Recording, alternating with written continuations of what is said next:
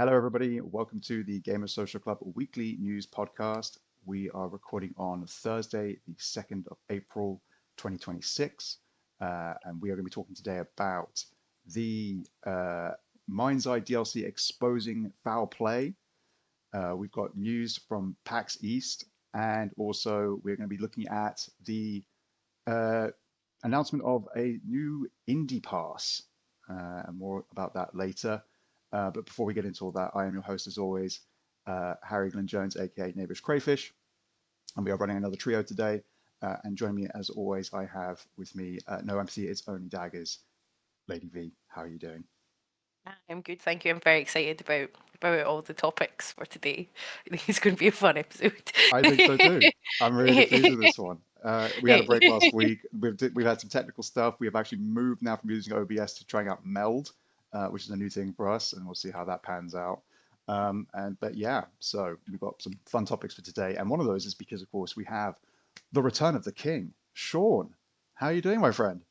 I am doing well. I was trying to keep a straight face when you were talking about the minds out. I'm trying to not just start bursting out laughing while you're like we gotta be serious. This is Yeah, serious conversations we're News. having here. We're having exactly. serious news But chat. I am happy to be back again on the news pod. I feel like it hasn't been that long, actually. Now that I think about it, it's only been like a month or two, maybe. Yeah, yeah, no, it's not Yeah, been too bad actually, but it's nice to have you back. And of course, you have been busy. You and Candy have both been busy. But of course, no doubt to hear like Candy every side of day. things. Yeah, yeah. And of course, to hear Candy side of things, you'll probably want to tune into Girl Pod. But of course, we can get into all that sort of stuff later. Before we get into the full episode, we are, of course, a few members of the Gamer Social Club, a website that covers video game news, reviews, previews, editorials, guides, um, interviews, and even our own creations like the Demo Disc, a monthly article that brings you over a dozen demos to check out every month, like the Demo Discs of yore. But yeah, you can check all that out over on our website at www.gamersocialclub.ca. The three things you need to know about us as a team and as a site and have that is number one, we are grassroots and independent. There is no giant conglomerates. There is no big corpo above us. This is all fueled by our own passion and love of video games. I want to share that with all of you. Number two, every game we review, we will finish, we will roll credits on. If we can't roll credits, if it's a racing game, it's a sports title, whatever it might be, it just doesn't have that way of coming to a natural end, then we will play as much as we can before we share our thoughts, our opinions, our score with you on that. And third and finally, we run all of our news through a rumor-free filter. So anything you read from us as far as the news is concerned, you can guarantee is factually correct at the time of reporting. And we'll do our best to keep that up to date. We don't go through the Reddit rumor mill. We don't go to social media sort of hearsay. We get it straight from factual sources that we believe are credible and want to keep that credibility obviously with you in mind. So yeah, going forward, and again, any mistakes we make, we'll always do our best to rectify and make that clear. But yeah, if you want to have a bit more GSC in your life, then fancy come over and join the Discord. We have a growing community there. We like to do little community game nights. We do giveaways every now and then, and you just get more, our news and stuff like that straight to you through Discord. You can follow us individually on our socials and stuff like that, but also you can follow the Gamer Social Club itself over on Twitter/X at gamer_S_C, and everywhere else at Gamer Social Club. Just search for us. You'll find us on Blue Sky, Threads, everywhere basically at this point. But yeah, all of what I've just talked about and any articles from the site that we want to reference and we feel is worthwhile reading and stuff like that, you can find in the description down below. And of course, if you enjoyed today's episode, please leave a like. We really appreciate it. If you've got anything you'd like to share with us, any comments, any feedback, any questions for us, drop it in the comments below. And of course, if you'd like to see more content like the Gamer Social Club Weekly News Podcast or our sister show, The Girl Pod, or any other content we've got going up, we actually have a little bit already from our time at PAX that you can check out, then please consider subscribing to our YouTube channel. And with that, the rigmarole is out the way, and we move into our first segment, as always, which is I what actually we came have. up with a fourth tenant at PAX East. I came up with a fourth one. Oh, breaking news. We don't write with Oh, AI. At Gamer Oh, Social Club, we do so not. many, we so do many devs were not. like, "Thank God you said." I mean, the sentiment at PAX East very much Yeah, anti-AI. yeah. There, as should not come as a surprise to anybody. But I kind of have jokingly, but very seriously, are like, yeah, we don't write with AI. Like what I'm we adding write it now have written in bold. ourselves. So especially now that we are on Metacritic, it's like, yeah, you can get taken off of Metacritic. Yep, absolutely. As somebody recently has because of using AI. Yep. That's right. We're all real exactly. people. Like, We are all Yes. real people from all around the Right. world wanting to share our love of video games with all of you. So yeah, I've added that in. We have now up to 4. We've nearly got a full hand, everybody. Which is great. But for now, we've got the 4 pillars, which is brilliant. But yes, let's go into it. Let's get into this then, shall we? We've got what we have been playing.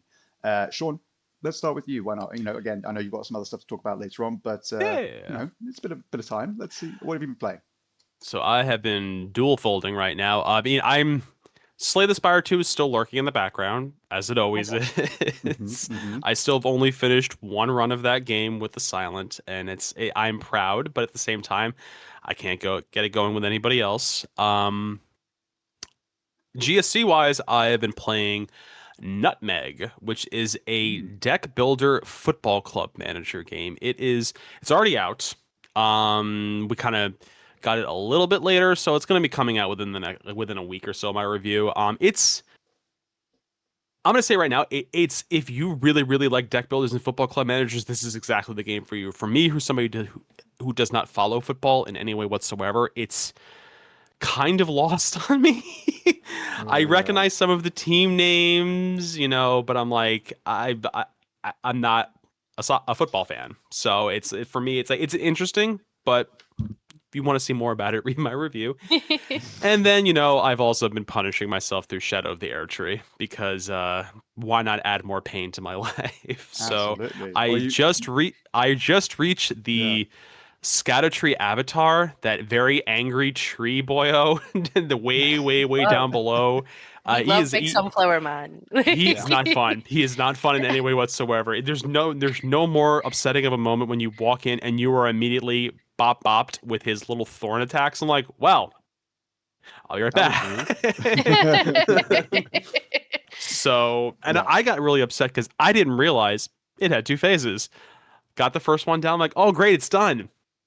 Why am I still here? Yeah. He comes back angrier and feistier as much as a plant can be. Yeah. He's a fun boy. He's fun. He's got some interesting mechanics. Which I'm still trying to figure out. Exactly. He's got some interesting mechanics, is what we'll say. It's one of the few bosses I feel like I've seen in Elden Ring where they almost excel at range. Yeah. Oh yeah, because you play a caster, don't you? I play a caster, and I'm like, ooh, there is nothing more dangerous than being far away from that thing. Which you spend the whole time doing, just rolling. Yeah, because the only other one I can think of that really jumps out to me is from the base game, which would be Manala. I think is the only other one I can think of that's sort of like a ranged a boss, or like excels at range, and that's only in her second phase. She's also super magic resistant. Yes, which obviously makes her a problem. But Godfrey has a fun punish if you stay too far away from him. He just continually staggers you out of whatever you're trying to do by stomping the ground. Godfrey in his golden form, or Godfrey when you face him as Horaloo warrior. As Horaloo. Okay.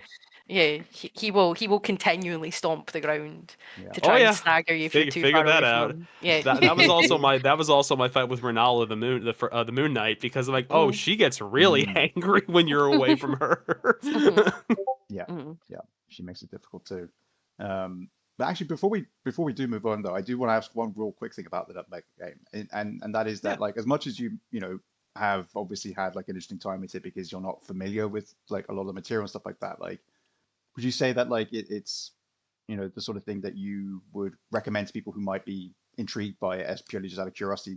Does it do a good job of at least kind of like drawing you into it, would you say?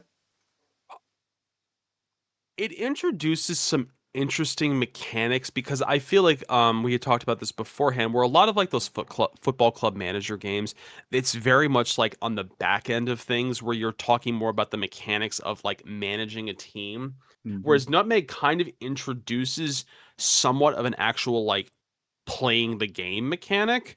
And it actually, you'll see it as the cards are playing out. You actually see the movements on the pitch of like the arrows and the X's and the circles to represent the teams of like what's going on, where is the ball in theory on the pitch. I don't think it does a perfect job, but it's interesting in that respect. I still don't fully know what I'm doing half the time because it's a deck builder. It's so heavily seems to rely on percentages and adding, buff cards to your players to help with certain things, that it's trying to get you to certain outcomes, but there's always 3 outcomes listed on the field. So it's interesting. I think it very much, for some people, I think they're really going to like it. I think for other people, it's going to be like I don't really feel like I'm doing anything kind of thing. So yeah. And that's it. Yeah, like we said, I think comes down to the football manager genre itself, and that level of kind of getting into the nitty gritty of managing a team of sport of football players, whatever it might be. But yeah, like it definitely feels much more like, as you say, you're setting things up and then just pressing the button to let it then run its course and see what happens, kind of thing, and maybe make adjustments here and there. But as you say, it sounds like it's adding a bit more of an active element to it, which will be interesting. And it'll be interesting to know whether or not actually having a better knowledge of soccer or football, as obviously we call it here in the UK, if that is actually beneficial to the game, or if it really doesn't actually play that much kind of role in it, and that actually being a complete novice to football, somebody who's never been interested in the sport, you're not at a loss, compared to somebody who might be a diehard fan who's supported their team for years, and their dad did and their granddad did and all that. You start playing as Hereford. That's the only thing I know. You were the starting team is Hereford, but it's like I think it's all the Premier League teams. Like I recognize some of the names, even not even only just by the town's name itself sometimes. Yeah. Yeah, that's fair. Well, still interesting though. You don't see that sort of combination, and Nutmeg does look interesting. I'll say that much. V, why don't we jump on to what you have been up to? What have you been playing? Well, I feel because Sean mentioned it, I should also say that I have been playing more Slay the Spire 2 because I can't stop playing Slay the Spire 2. Whenever I've got like a moment, I'm like, I'll just have a quick little run of Slay the Spire 2. So I'm up to Ascension 4 on all of the characters, I think, apart from the Ironclad and the Regent, because I'm always bad at the Ironclad, and I just can't really get a handle on the Regent's starting deck. I think some of his starting cards need to be changed slightly, but obviously we're in early access, so that's fine. But apart from that, I have been playing Grime 2, which is a Metroidvania Souls-like sequel to Grime, surprisingly enough. But with a lot of different mechanics. So I never actually played the original Grime. But the world's totally different. You are formless, and the focus of it is all around art. So it's like all of the NPCs and all of the creatures and stuff in the world have been created by creatures called the Frail. And so there's like people made of paint. You're kind of made of paint. There's hands everywhere. There's so many hands. Like everything's just covered in hands. And everything's kind of like, well, not everything, but in the opening areas of the game, everything's very goopy. But then there's like a little rock area where things appear to be like sort of forged out of rock and clay. And there's places where like a lot of the background seems like they're sort of made out of glass. There's a particular area called the Nail Glade where, again, hands, but everything's like big creepy fingers with really long gross fingernails. The world design is fantastic. Like, cannot fault the world design at all, especially the art direction. However, I did have some issues with it. My full review is up now on the site, so you can go and read it. But someone really likes spikes. Someone in that dev team, although it might actually be a solo dev, I'm not entirely sure, but it's a very small team.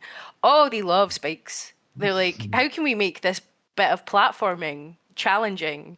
It's like, just, put instant reset spikes all over the walls, or hanging down from the ceiling, all over the floors. Like, so if you get midway through this big section and then you mess up because you don't know what's coming next and you don't react within the split second of being spat out of a paint wall, you're into the spikes. You're back to the start.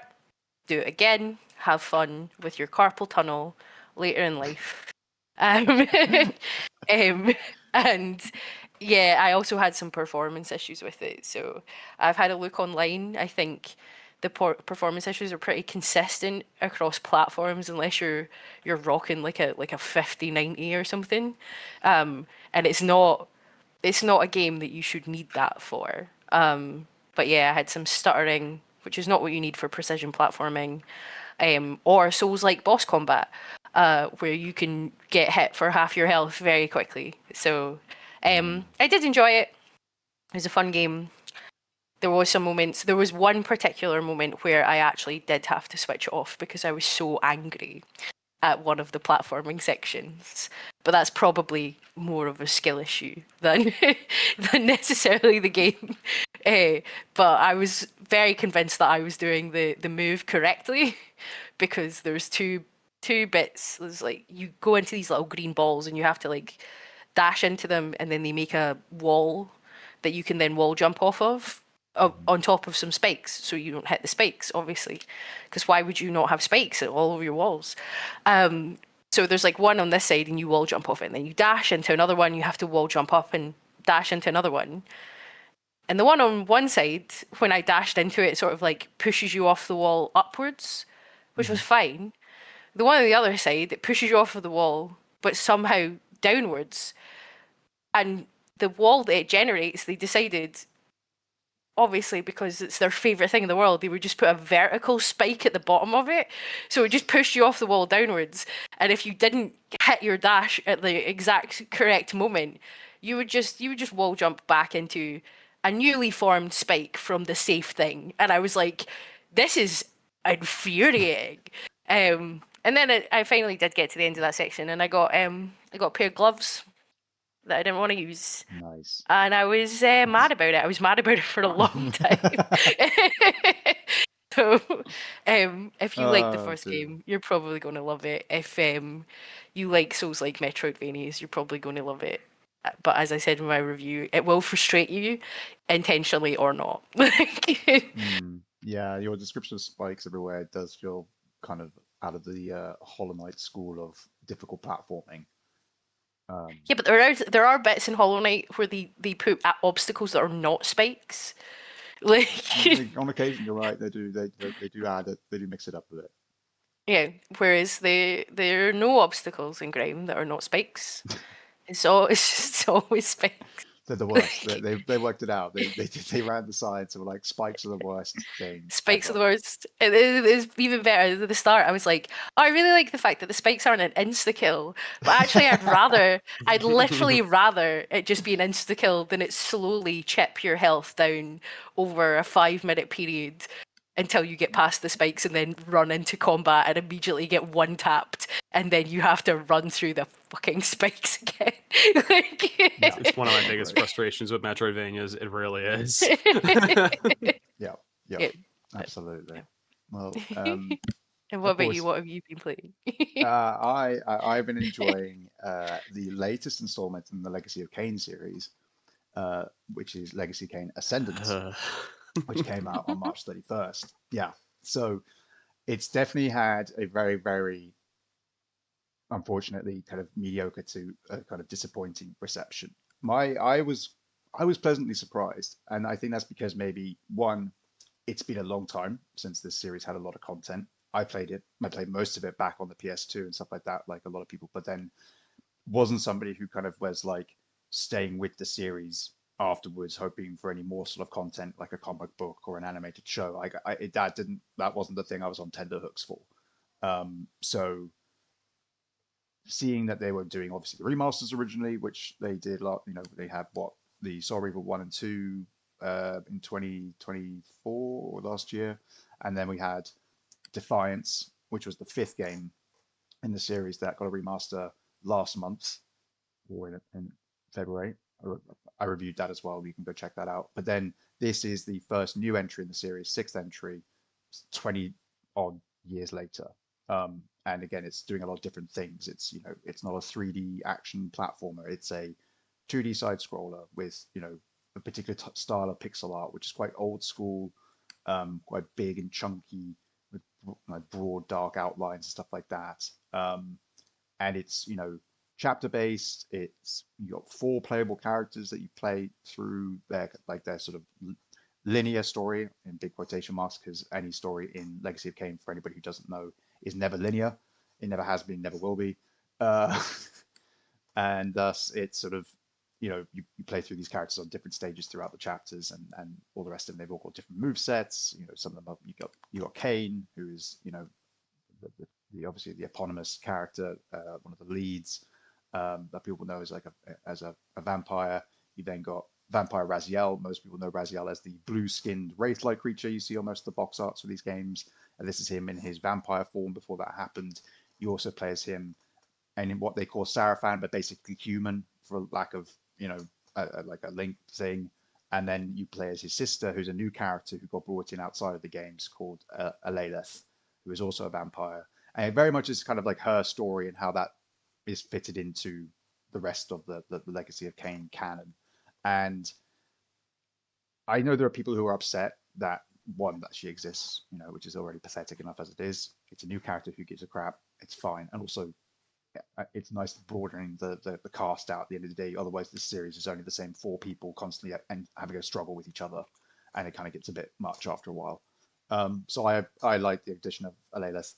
And then there are some people who are a bit upset because, of course, introducing her and weaving her story into the greater narrative means that there are bits that they've covered in ways that people feel like may have been slightly changed and things like that.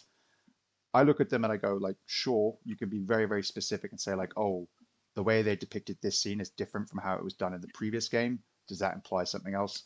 I would argue no, because it ended up leading into the exact same result. The whole game is still very much about fate and like people trying to push back against it and not being able to and stuff like that. So I recognize people being disappointed that it's not a 3D entry. I recognize that the game is maybe not the most exhilarating to play. I liked the flying mechanics they introduced. It's a thing you haven't been able to do in a Legacy of Kain game before, is fly. And it's been all about vampires. We've never been able to fly as a vampire, so it's kind of cool to do that. But the combat is rudimentary. It's very short. But I ultimately had a good time for the short time it lasted. So I gave it a relatively positive score. I don't think it's too bad. But there are clearly people who are, I think, just very disappointed by the fact that it doesn't maybe progress the story in a way they'd hoped. It doesn't cover characters they hoped in the way that they did. And yeah, it's not what the series is known for, necessarily. But I think if you're willing to try something different with it, if you've got a bit more of an open mind to these things, I think you'll find that the pixel art's really nice. The voice acting is still some of the best out there because it's all the original cast pretty much, and they just kill it, as they always do. It's like listening to vampire Shakespeare. It's just so sort of, I've said it before with my Defiance review, it's verbose. It's just over the top. It's brilliant. It's really fun to listen to. And the soundtrack is fantastic. It's this sort of industrial orchestral kind of style, which is really, really cool. But yeah, I recommend it. I think it's cool. It's different. May not be for everybody. But I certainly don't think it deserves some of the scores it was getting of, sort of, I think I saw something like down to like 3 out of 10 and stuff like that. I'm like, no, it's not a broken game. It works very well and all the rest of it. And sure, you can be disappointed, but for what it is, I think it's all right. But yeah, I still jokingly get triggered when anyone mentions Legacy of Kain, because that was one of my first games I reviewed at GSC, like the original Legacy of Kain remastered 1 and 2. Yeah, and yeah. I have learned through my research of that game that has a very, very dedicated fan base. Mm-hmm. I think I even Yes. jokingly said, I'm like, wow, I didn't realize there was so much lore to this world that it's not really like the first 2 were very much presented in a way where I'm like, you already know what was going on in the other ones. I'm like, I did not. I think I even was writing notes like, oh, we're all vampires. Okay, it was good. It was good to know that.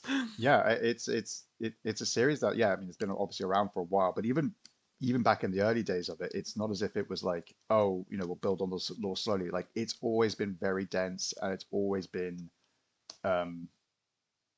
very dramatic and full of like really like really big themes for a game that was being made in the late 90s, early 2000s. It was dealing with questions about like fate and like your sort of your morality and things like that. And again, I guess it's easy to forget, it's a while back now, but it was written by Amy Hennig, one of the goats when it comes to game writing. So when you remember that kind of pedigree, and you're like, oh well, I guess it did make sense that at the time it would have had this sort of quite epic feel to it, because that's kind of what she does, at least at the time did. It works, it makes sense. But at the same time, you just don't expect it. You look at the front cover and think, this looks wacky and edgy as shit. But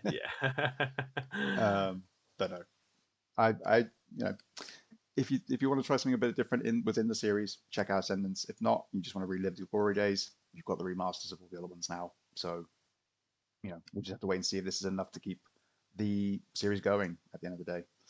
But yeah, anyway, let's move into the news, shall we?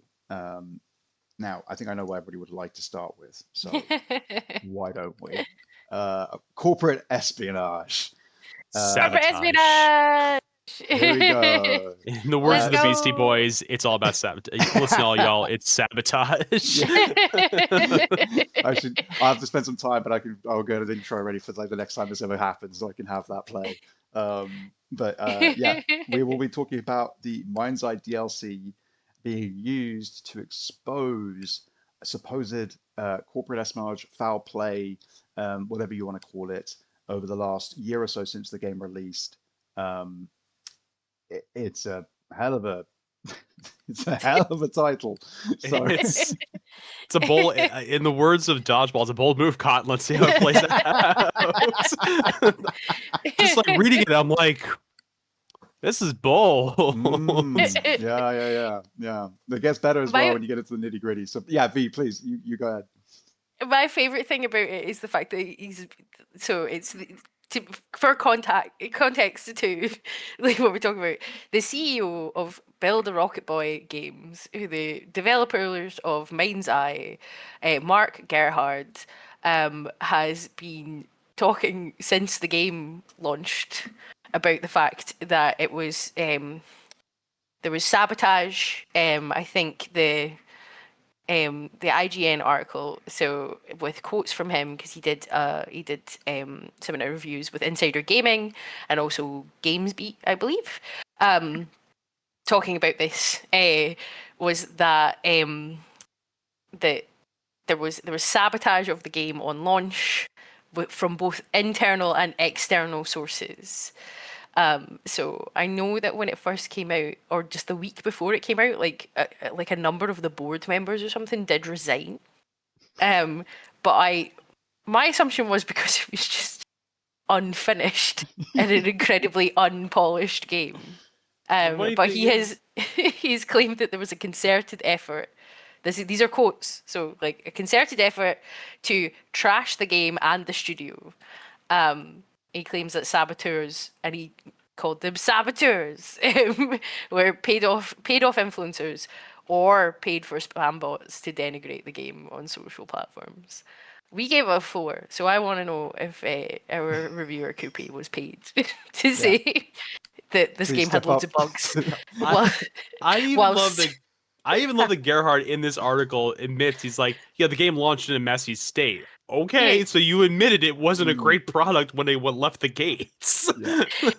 He's like, we may have had, quite possibly, the worst launch of all time. And then he's like, but it was absolutely espionage. This is absurd. Like, what do you mean? Something's fishy. Something doesn't add up. I don't believe this happened. When saying that all the bugs are, quote, on us, it's like, well, which is it? Is it corporate espionage, or is it that just you didn't deliver what was promised? I don't know. Yeah. It's a weird one. I think the biggest thing is like we've seen games release in terrible states. You know, like Cyberpunk 2077, a great example. And CD Projekt Red is not out being like, oh no, everyone who demanded a refund from Sony and was posting their video clips of the game just being broken, was actually like taking part in espionage. Like it's like, because that's insane. That's an insane thing to say. Like Just like, oh yeah, people online who were saying our bad game was bad, they were paid to say it. People tell you your bad. People tell you your good game is bad online for free. So why do you think, Yeah. like, why do you think that people were being Nobody paid? hates a game more than the person that says that they love that game. Yeah. Yeah, check in with any fan base of any popular video game and they'll tell you. As a Yeah. Star Wars fan, I can't talk in the rest of the fan base because it's like nobody hates Star Wars more than a Star Wars fan. I'm like, y'all, I just like the movies and everything that else has come from it, but I may be in the minority on that front. I don't know. Yeah, yeah. But no, I like. I mean, I do kind of want there to be corporate espionage Oh yeah. because it would be funny. I more just want to see if he's actually going to actually follow through on this statement of like we're going to name and shame people in the DLC. I'm like that's again if you're as you had said before we started, like if you say you actually have this linked up with like authorities in the UK and the United States, you're not at liberty to talk about it anymore because those are in theory possible criminal proceedings. Yeah. Way to get But it thrown out of court before it even begins. Yeah, yeah. Listen, a lot of things are wonky in the United States. I hope to God that at least one of the things that's still holding true is that like that's not happening. Yeah. It's mental. yeah, I think it's also interesting the fact that obviously the game was published by IO Interactive of Hitman fame, so they've came out and said we don't think this was a thing, like, but they've also basically like cut ties with the game and the studio completely, to say that we don't want any part of this. I don't blame them. I don't I know at don't all. blame them. Yeah. But there was a planned like Hitman deal, collaboration, like a crossover event. Like this is no longer happening. Surprise, surprise. But yeah, it's interesting. I'm a bit like, is this worth it? Do you think that loads of people are going to spend more money on your game, which apparently is the player count is exponentially growing because it's a good game. I checked Steam database before we started recording, and the 24-hour peak is 24-hour peak is 17 people. So like obviously where's my check?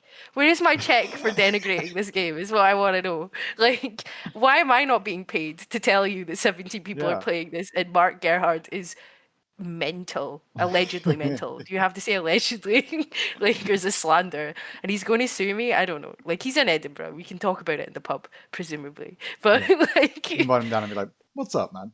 what's up? Let's You just okay? talk about it. Everything okay at home? You alright? You're right. And like who stands to gain from this? Like that's always the thing. It's like who stands to gain anything from sabotaging your game? It's Rockstar. We know it's Rockstar. Yeah, well, that's it. We know it's because they're scared. We know that. We know that. But the GTA, they're quitting in their boots. Like, oh, I don't know if GTA 6 is going to be able to compete with the MindsEye DLC. Exactly. It's why they delayed the game's release in the first place. They're going to do it again now because of this DLC. But no, but yeah, you're right. Like, I can't think of many times when a studio's done something which has been considered like pretty controversial, and generally like like people can't work out like what they're doing, and it's worked. It's ended up being a successful idea. Like the last thing I could think of that was like this was that studio which was basically playing around with the ideas like, oh, we're working on Silent Hill, and Blue Box Studios. Thank you, Blue Box Studios, exactly. Yes, and you had Karaman, if I remember, was the surname of the studio founder, the CEO, all this sort of stuff, and he was the guy who was doing videos, and it was just like it was so messy, it was so strange, and like eventually started sort of slowly coming out about it, and it was like, oh, we're going to do like a weird press event where you have to download this launcher on your PlayStation 5 and then you'll be able to watch like this exclusive clip of That's the not of the game. shady at all. Yeah, exactly. And it was meant to be like one of 3 that was going to come out to like build up the and everything like that. And I remember the first one that came out, and I think it was the only one that came out, was it just footage of a camera kind of like high up looking at a wood as like a wood, just like a wooden floorboard area, and there's a guy just walking across it, and you can just about see like the bottom of his trousers and his shoes, and it's like 3 seconds long, and that's it. And Yeah. So yeah, The game was called Abandoned, yeah, funnily enough. Mm. And then it was the day basically the day it was supposed to launch, like they just went missing forever. And like and the thing is, they were doing stuff Like- like, they were on social media being like, oh yeah, our game is called this, and it was like S like dash dash dash dash dash dash dash dash dash L yeah, and stuff like that. So they were absolutely playing into it. They were using 100%, yeah. all of these dirty tactics basically to drum up interest and have content creators, obviously covering their game and stuff like that. And it's still interesting to see though, because I still don't really understand what the scam was. well, that's for it. that. Yes, exactly. It just Like- seems they're building up attention in that particular situation. It was like they built up attention for nothing. There was no payoff. Yeah. It seems at all, unless there's something like really shady going on that we just weren't aware of right now. But I don't see it. Like I don't see how that can really make sense. Just getting a huge amount of bad publicity. How much obviously- crypto can you mine? With Yeah. Oh, that's what I was thinking. 100 I'm like, Yeah. people. how much PlayStation. Dogecoin? How much Dogecoin can I get from this one installer? Yeah, maybe. But that's it. Like with that one in particular, it was like no one knows what the end game plan is for this. Whilst this one, it feels at least that, like, again, if you want to look at it with the sense of like, okay, what are they hoping to gain from this? Doing the DLC thing, that's not them actually trying to win the court case, of course. That's just them using that for marketing and wanting to people to either, play the game again to boost numbers so they can, so that they can say that, all our numbers are better now and everything like that, and see if anybody else buys the game out of curiosity. Because as you said, V, it's still like I don't know if you said it earlier or before this, but it's a full price game. It's 50. Cost 55. £54. Yeah. So it's $60, $70. I imagine, or somewhere close to that in the States. So it's not a little cheap indie. It's a game that's charging full price still. And then they're doing this DLC that's meant to give out all these details, names of people, like, what are we going to play out? Like what they believe happened? Like, are we going to be doing a mission where it's going to be us infiltrating a studio and like? If it is not a mission where you as the character are an employee from Rockstar Games breaking into the Edinburgh offices of Build a Rocket Boy with like a bunch of disguises, Hitman style, and then stealing corporate secrets, then I don't even want to hear about it. I don't want to hear anything about it after this point. Yeah. It's almost like one of those things. Like are you doing this to detract from the fact that there's more layoffs going on in your studio too? Because I think even looking at like the games industry site, it's like, yeah, I think it's even like, yeah, there's more layoffs coming. So it's just like, is this to detract from what's going on from that? And I jokingly said to some devs at PAX East that I'm like, yeah, I literally just wrote like a news piece, no joke, like a day before we left, about like between Epic, Dark Outlaw Games, and a couple of those Nacom subsidiaries filing for insolvency. It's like, it's a volatile industry right now, and this is I don't know if this is you trying to take away from that, to detract, to take the news away from that. I don't know. Yeah. And again, we've seen people doing like little weird controversial bits of marketing before, not to the extent of the blue box thing with Abandoned, but like even like the Splitgate guy when he came out at the Game Awards and was like, we want to make gaming great again with the stupid hat, and just leaning into all It's this obviously sort of, like, it goes so well for them so often. That's it. Like, guys, come on. Like, come on. No one has. Splitgate 2, a game so good that they had to put it back into beta. Yeah. I'm afraid all the edgy teens that you're trying to appeal to are too busy playing Fortnite and Roblox to give a shit about your game. Like, so unfortunately, you're stuck with the rest of us who are all aged out of this a long time ago and think this is really sad. Those are the people who are watching the Game Awards and stuff like that. It's not the teenagers who are playing, like their free to play games and stuff like that. The millions of No. people watching the Game Awards are us, and we all think this is fucking lame. Yeah. Yeah, I've also got to challenge Mark Gerhard on his statement. We had the worst launch of all time Yeah. because they won. Well, there's a lot of different examples, but I mean, E.T. for the Atari got buried in the desert. It was so bad that it basically crashed the industry. Yeah. See, I was thinking of Duke Nukem Forever, but that's just me. And Concord was so bad that they shut the game down within like a week and the studio. Yeah. So at least your game's still up. You're still planning DLC. Like, I just don't think this man's a trustworthy man. I think he could just be an idiot. Maybe. Maybe. Allegedly. No. Like, I don't know. Sue me if you want, Mark. Like, I've not been paid. You can check Don't my sue me, bank Mark. account. Like, Please don't. I still think you're crazy, but please don't. well, You yeah, don't know. You don't know my name, Mark. So have fun. They will be on this video, unfortunately. But I know. But anyway, yeah. Well, again, if you want to check out some more about that sort of stuff, go and look up MindsEye DRC.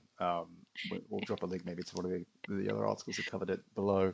But let's move on to our other news story, which is one that maybe people probably haven't come across because I think it's fresh today that it was announced, and it's not maybe being reported on by other outlets as much yet.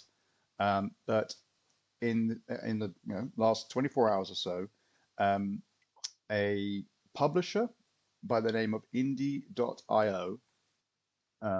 So to be clear, it's not itch.io, which a lot of people may be aware of with the sort of the small sort of platform for releasing games onto, similar to Steam, but it's, I believe, free, and it's much more like friendly to very small and solo devs and stuff like that. Not them, nothing to do with them. Indie.io publisher have created something called what they're calling Indie.Pass, which, as you can imagine, is a subscription service in the same way of Game Pass and PS Plus stuff and all that sort of jazz for what you would assume is indie games, given the marketing, given the blurb and all that sort of stuff. Only that there are a couple of caveats, obviously, to this. In particular, we'll get into it when it comes to actual model, because that's where it gets really, really kind of like weird. But also the fact that they're marketing it as Indie.Pass, using their name of their publisher to be able to brand it as such, when it is not a subscription service for the broader market of indie games. It is just the games that they publish because they're called Indie.io, so they're able to call it an Indie.Pass. Yeah, it just screams of like, oh well, this is the best way for us to get like a bunch of SEO for our games and stuff like that, and make sure that people find this pass thing really easily, because they'll type in indie game and Game Pass or something like that, and we'll still show up in all the searches for it because we've got enough of that cross SEO going on and things like that. So I thought that was very weird and a bit shady in the first place. But then there's also some interesting stuff to do with like the actual financial business element of it. And again, we can definitely get into some of that. But what were your first reactions to this when you, I kind of, again, I think I showed it to everybody in the Discord earlier. Sean, what was your reaction when you saw about this Indie.Pass thing? I play so many indie games. I'm like, I'll just buy the game. I hate to say it, I will just buy. Like, because it's one of those things where I'm like, the gaming industry is hard enough right now. I would rather see what I purchase going as directly as possible to. Obviously, no matter where you end up putting the game, barring you self-putting it somewhere, someone's taking a cut. I know that, but the concept of it, like a pass to play indie games, and like even like we were doing some digging before this even started to be like my first question was like, how much are the devs actually getting out of this? Like, what is their compensation for this? And it's you earn revenue, and this is directly from the website. This is me just making this up. Yeah. You earn revenue based on how much time subscribers spend playing your game. Here's the thing. Mm. If only a bunch of people play your game for 5 minutes, you're seeing comically small amounts of money. Whereas, like, at least on not Steam has its own issues. Any platform does, but at least with a game like a platform like Steam, you're going to buy the game. Yes, you have the option to refund it, but if you like it, you didn't pay too much money for it at the end of the day. Because I'm going to say that too, as somebody who plays indie games, they're not that expensive. They're really not. Like, as some of like the best indie games I've played, $5-10. Yeah. I don't know, and I mean, maybe this is me being fresh off PAX East as well, of just like talking to so many devs to be like, it's a struggle to do what they do, and it's like, yeah, I'd rather see as much as humanly possible go to them as opposed to this third party Indie.Pass company that's like, oh, we're only paying you based on how much people play your game. Well, if no one touches your game, you're not making a dime, Yeah. essentially. At least and obviously you could argue the same thing could happen on Steam as well, but Steam is very much like you have to buy the game. You don't just start playing it and then like the dev will get a cut of however long you played that game. Yeah. I think I don't Yeah. know. sorry, go V. Go V. No, I was going to say, yeah, I agree. I think theoretically, I think it's a really good idea. As someone who, I have Xbox Game Pass, I play a lot of games on it. I buy a an inordinate amount of games in all of the Steam sales because I have a problem.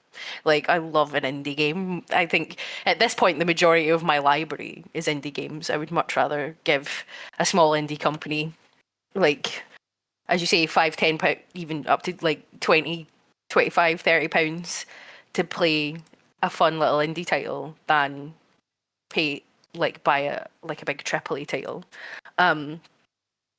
I'm just, yeah, I'm slightly concerned about what the revenue proposal would be for the devs. They obviously have a lot of games available or going to be available on it when it launches at the end of April. It would be really interesting, I think, actually, just to hear from some of the devs rather than like the marketing spiel from the company, which seems to be it's a publisher, well, potentially a publisher, but also like a more of like a marketing Yeah. platform. So Yeah. like instead of just publishing, they have like all these different things that they can do for your games and stuff. So yeah, it'd be interesting to see exactly what the value proposal is for the devs. If it's good and the devs are relatively happy about it, then it's probably something that I would pay a subscription for. I play lots of indie games. Yeah. Like, And that's why I was interested in this, just because oh, as much as we may not feel like 100% this is the way to do it, as you said, like talking about the idea of like being paid by the playtime, and that sort of thing. Like, I don't know how I feel about that. It feels like certain people are going to do really well from that, and others are going to do really badly from that.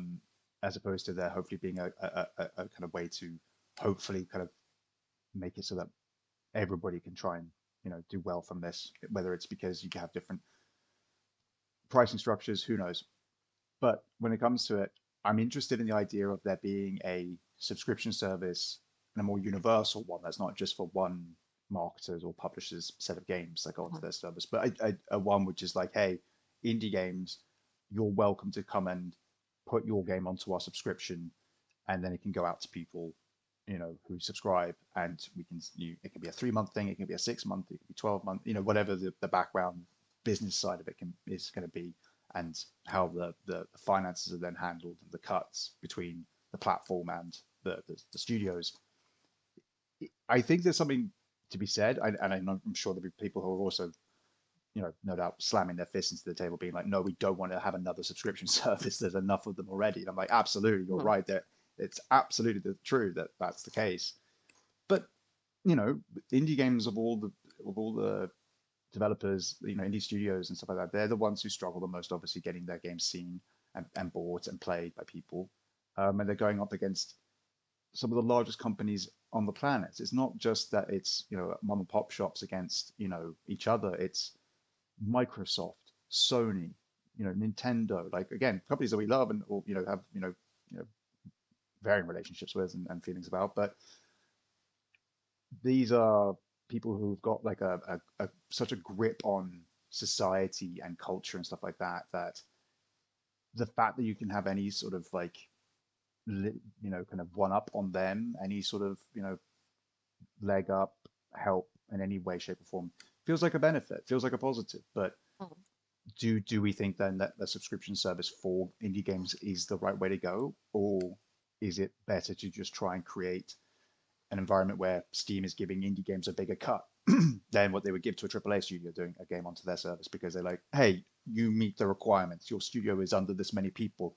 Your development, or however they want to try and Yeah. define, you're small enough that this is where your cut is going to be going forward. And I know there's things about that already. I believe Epic does the same thing as well, where the first $1 million or something like that, $100,000 that you earn for your game, it all goes to you. Like they don't take a cent. There's stuff like that involved in it as well, where they will incentivize smaller teams so that they can basically try and survive and be successful Mhm. without them, you know, making some money and then having all of it or nearly all of it taken away from them. So I thought it was interesting. I mean, what do you guys think? Do we want an indie pass that isn't just this little group, but like a bigger thing? I mean, it's funny you mentioned the whole thing about the small studios, like with like their cut. It's like I talked to a small studio at PAX East.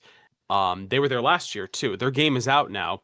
One of the devs flat out said he's like, we have not seen a single dime from this money because whatever we're making is going right into our next project.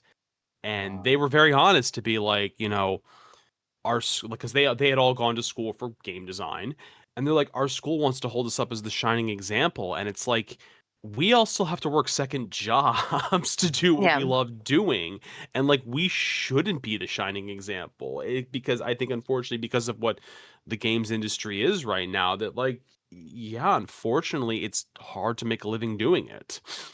Yeah.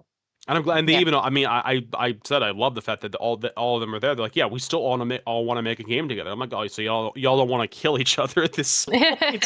So that's a good Yeah, yeah, thing. But Yeah. I mean, it still Mhm. says so much to be like like whatever money we're seeing is going right into starting to work on something else together, and not really getting to like relish the fact that you were able to get a game out and published essentially. yeah. Lee, what do you think? Yeah, I think there's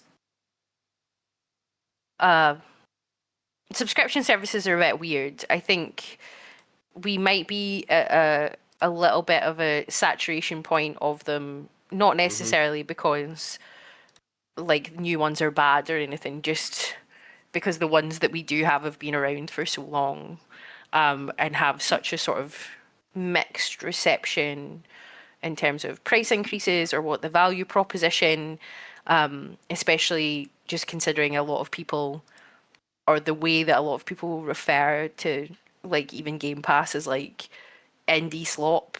Like I know that this one won't have, it's not the same target audience at all. No. Um, sorry.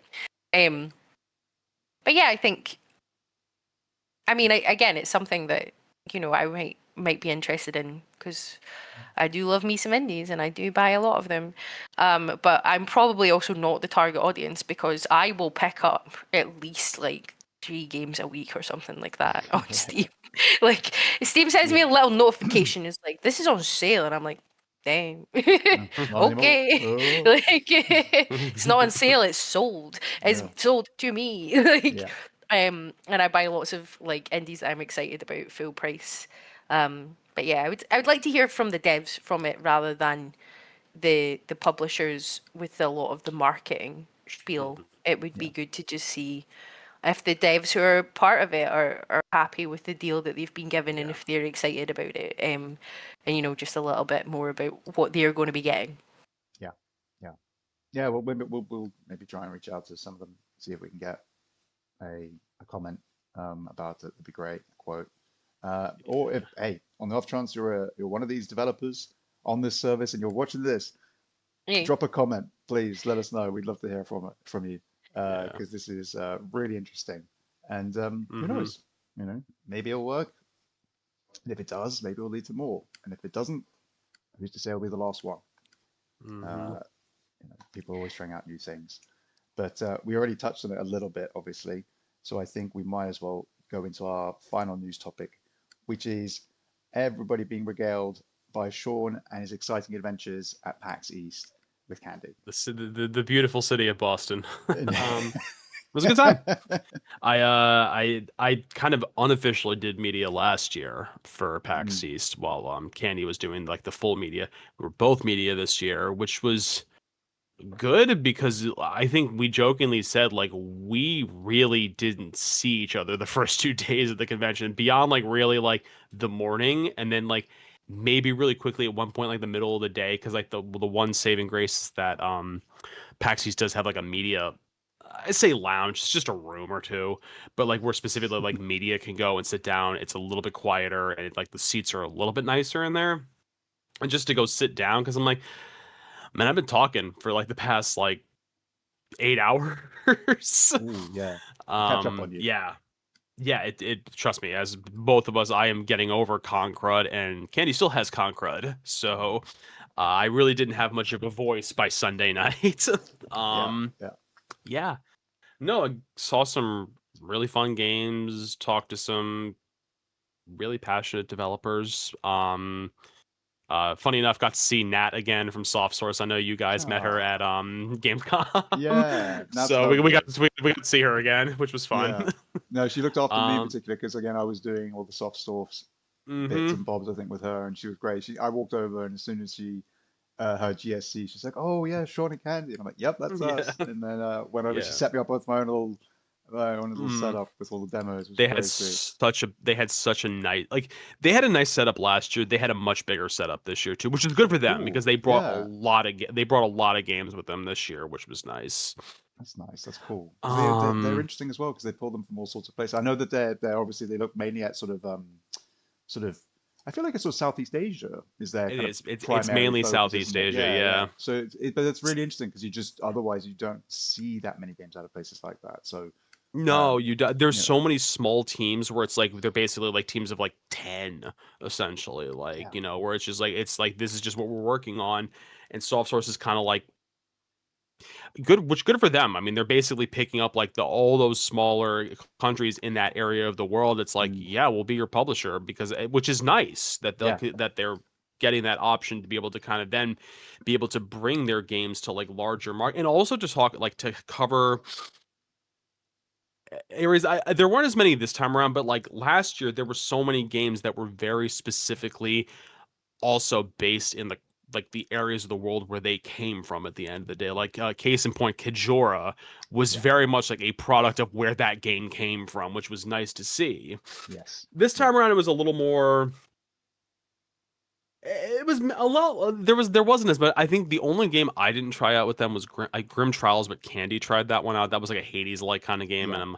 I tried I'm that at acid Gamescom hate. as well. I'm Yeah, acid Hades, so I'm like I'm not gonna yeah, try this. yeah. But no, it was a lot. Yeah, I mean, again, I know obviously you'll be doing an article, I think, covering Hmm. your more of your sort of experiences, whilst Candy's, a lot of hers were recorded with video for the first time. Us Yeah, doing kind of like, there's two audio recordings I have. okay, Only because I think I even told so I've making a point to set up a lot of ones post PAX, because I think what I was kind of noticing with some devs, I think I was getting the sense with some of them, especially the younger ones, it's almost that deer in the headlights look of like, I can talk to you after yeah, yeah, PAX. yeah, Because I jokingly said to some of them, I'm like, I don't need to ask you a question about what your game is, because I can just go to Steam to check that out.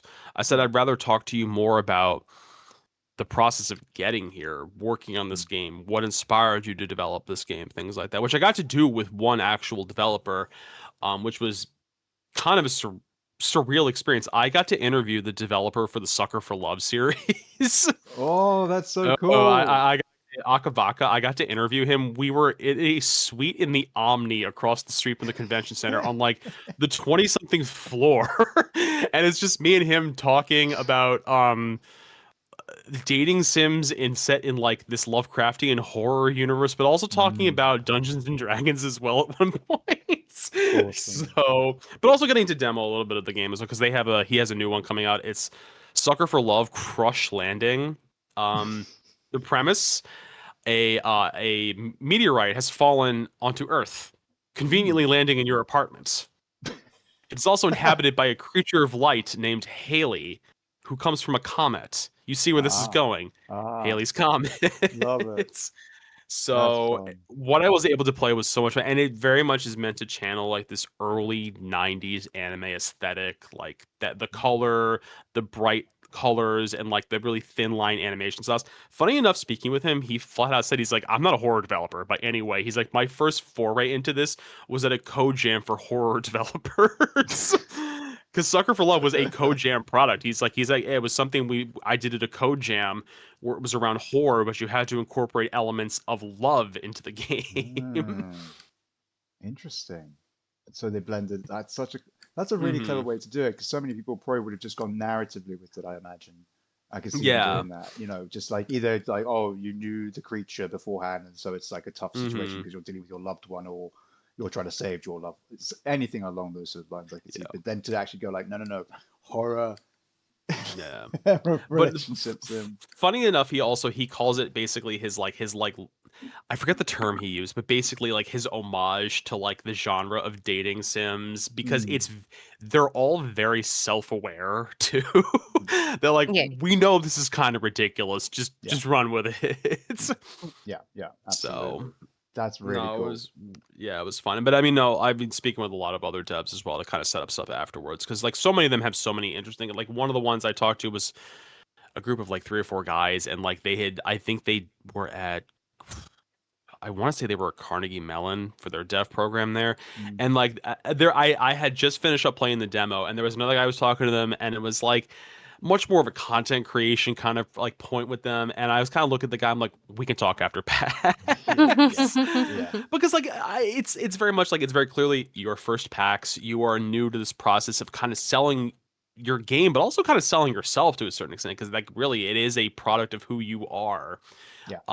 Their game was fun. It was called Memoria Wake. It's kind of a dreamlike cozy game, but it almost has like Tunic Souls-like elements to it as well. It was fun. The only thing that was rough was I was playing it on a mouse and keyboard, and I'm like, ooh, this is not my style of gameplay. I like these kinds of games, not on mouse and keyboard. Yeah, hopefully they get controller support. No, they do have controller support. It's just the controller support one was being used by somebody else. So I'm like, I didn't want to delay, so I'm like, I'll muscle through what I can. Yeah. Oh, well, that sounds awesome. I mean, as I said, you're going to be obviously writing about this stuff, so I don't want to ruin anything. But would you say there's any particular other games you want to highlight now for people to check out? I have my little book. This is where I wrote down all my appointments too.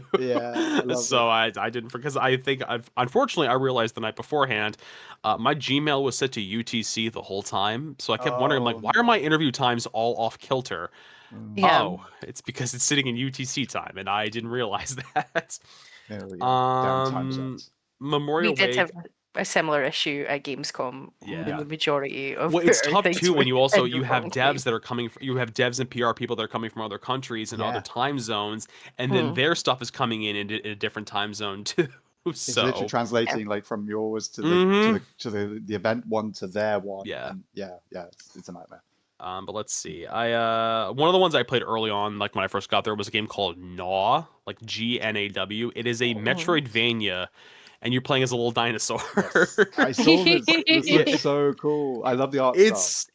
It's funny, it's silly, and like I was talking to, I want to say it was one of the devs on the team, and he's like, yeah, we kind of wanted. He basically said his inspiration was like the Hellboy comics.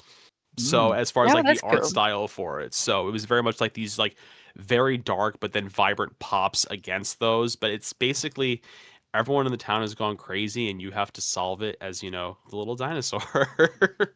I love that. It was fun. It was fun. I that a lot. also got a chance to play Dreadmore, which I know Frage is looking forward to. Mm. It is it's kind of reminds me of like it's kind of a puzzle game, but it also has fishing mechanics in it as well. But you're also in this post-apocalyptic world, but also everyone's like this weird fish creature too. So Hmm. it was cool. Okay. I like it. I can It was get cool. The behind that. fishing mechanics very much reminded me of like the Sea of Thieves fishing mechanics, but I Oh, mean, I'm good at that, so I can yeah. play that one. What Or Splash else? Tale or two in my time. We played a couple of good ones with soft source. I tried out one called Bloodbreaker, which it was a hard game, I'm not gonna lie. It was one of those like platformers, but it's like the hard platformers where you have to Mm. like be dodging enemy attacks and things like that. And pretty much the demo sets you up in like pretty quickly into like a boss fight.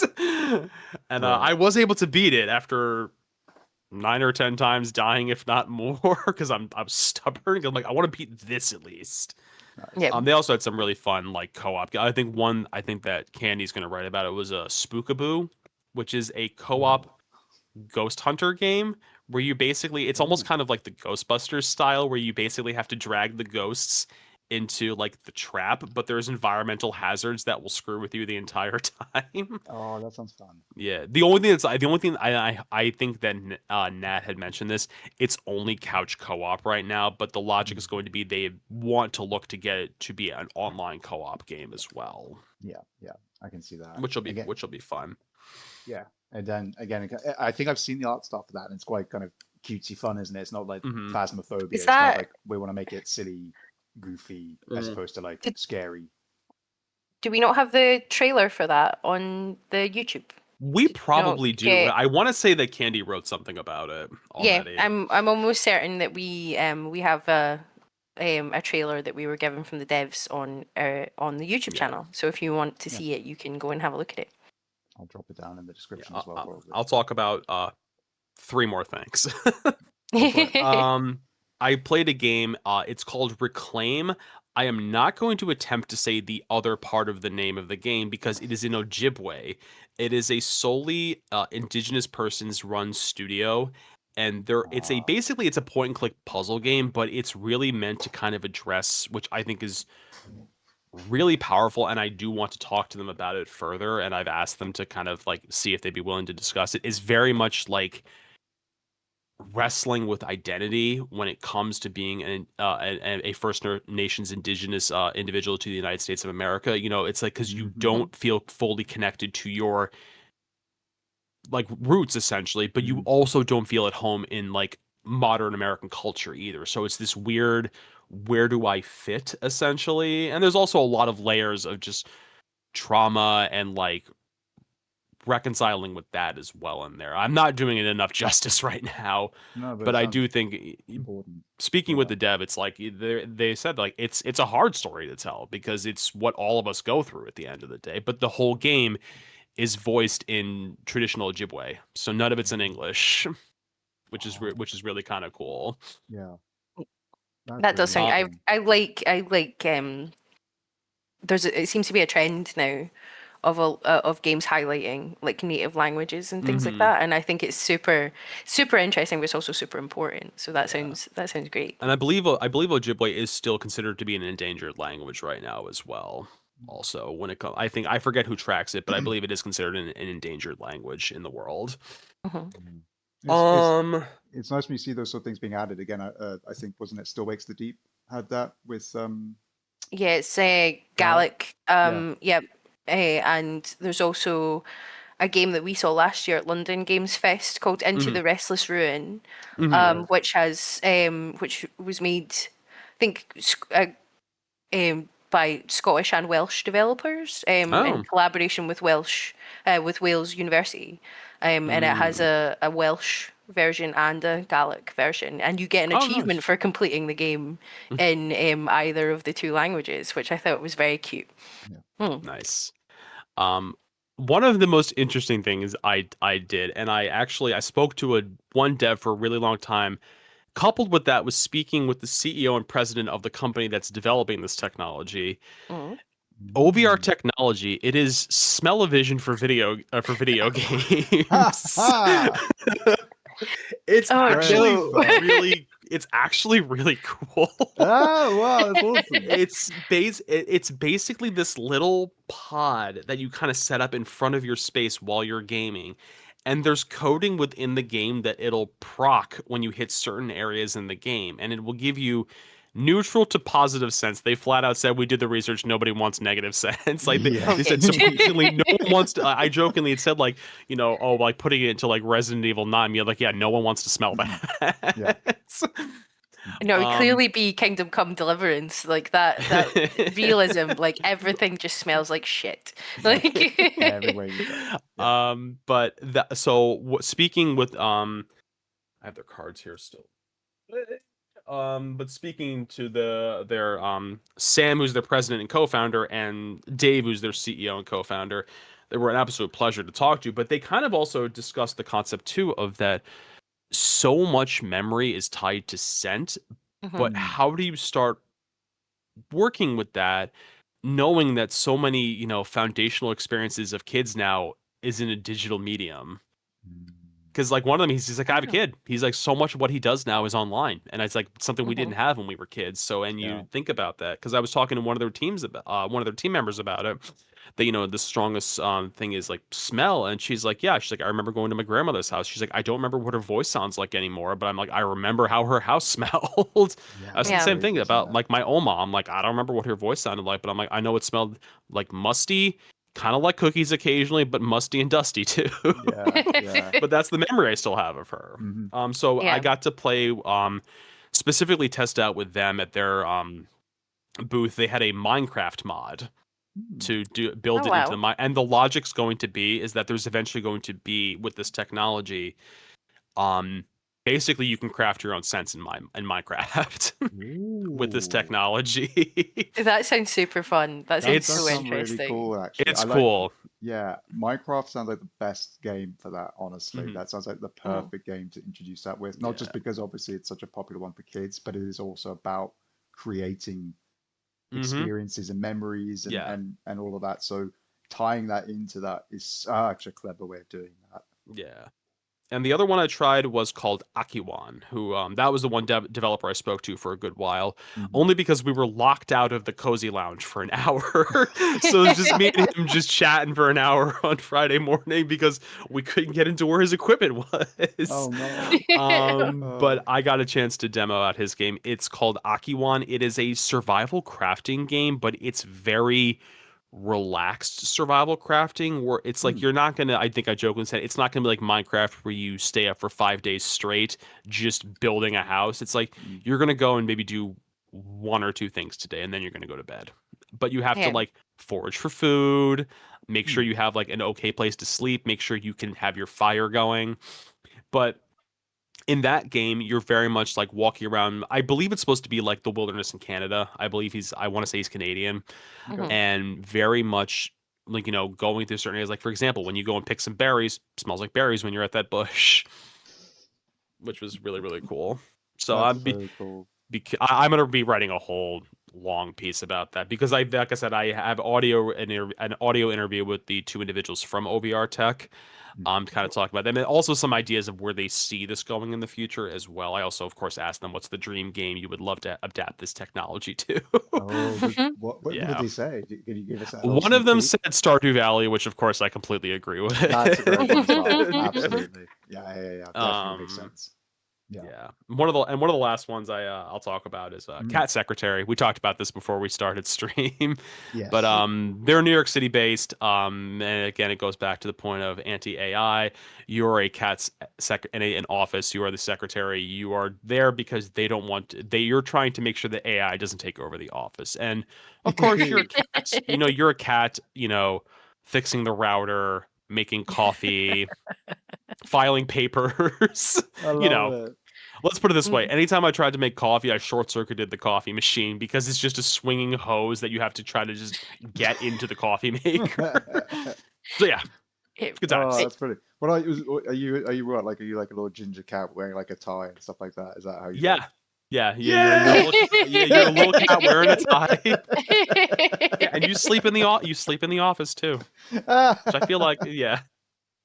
But Oh, that's adorable. yeah, it's really cute. Like, I'm like, they're New York City based, so I already had spoken to one of their lead devs to, like, we want to set up something to talk to them more in person because they're close. So Yeah. Definitely.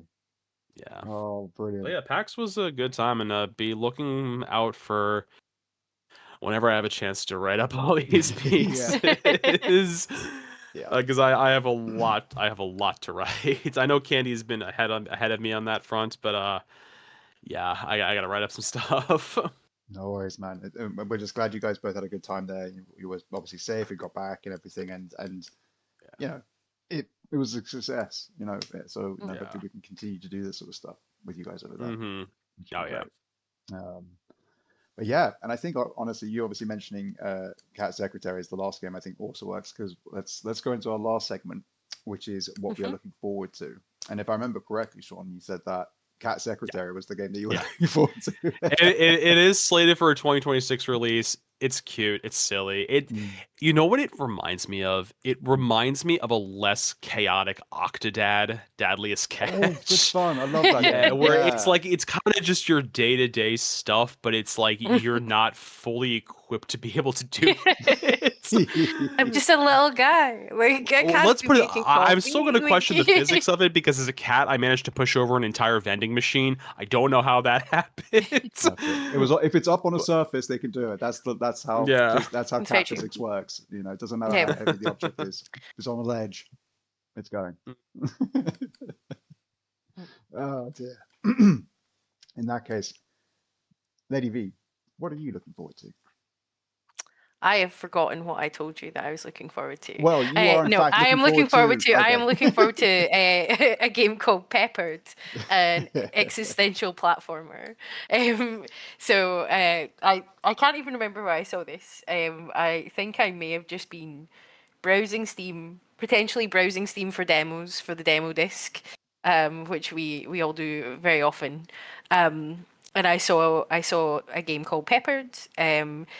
In it, you do play as a cat or cat adjacent creature. So we have a theme um, to what we're looking forward to, and it is uh yeah, it's a platformer where Doomsday is just around the corner, and you have to make decisions at different parts of it to see whether or not you're going to save the world or you're just going to give up and let everything happen.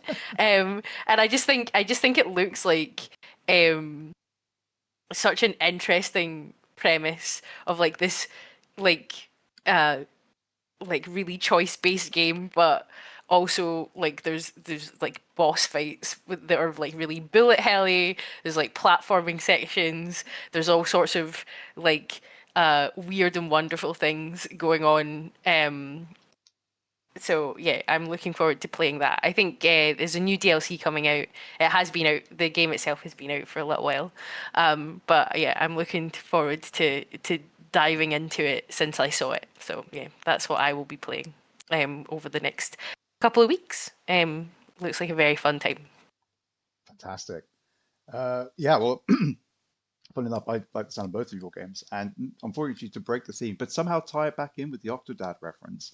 I'm looking forward to Darwin's Paradox, which I think we There we may go. have brought up on a previous episode, but it is now out. It came out actually today. We're recording, and it's what I've been looking forward to. I love a platformer. I love these sort of narrative puzzle platformers that we get a lot of now from like Limbo and Inside, and this looks like another really fun one where you're navigating like basically the human world as a octopus, using like squirting your ink to create ink clouds to hide in. You're squeezing into tight areas. You're slinking about. You're sliding.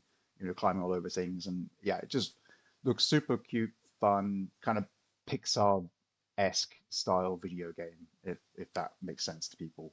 So yeah, looking forward to that. It looks like a bit of fun.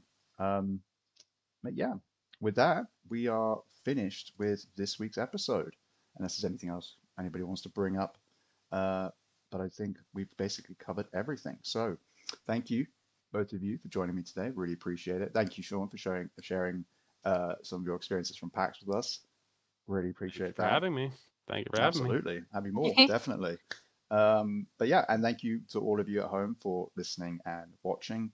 Again, if you'd like to see any of the stuff we talked about, whether it's the articles or any of the new video interviews that we've been doing at PAX, they are all be down in the description below, alongside all our socials, as I said at the beginning of this with the rigmarole. But yeah, if you've enjoyed today's episode, please leave a like on the video. If you have any questions for us about anything we talked about, anything you'd like to ask Sean about PAX, anything you'd like to ask us about the games we've been playing, or to tell us what you've been playing or what you're looking forward to, drop that in the comments below.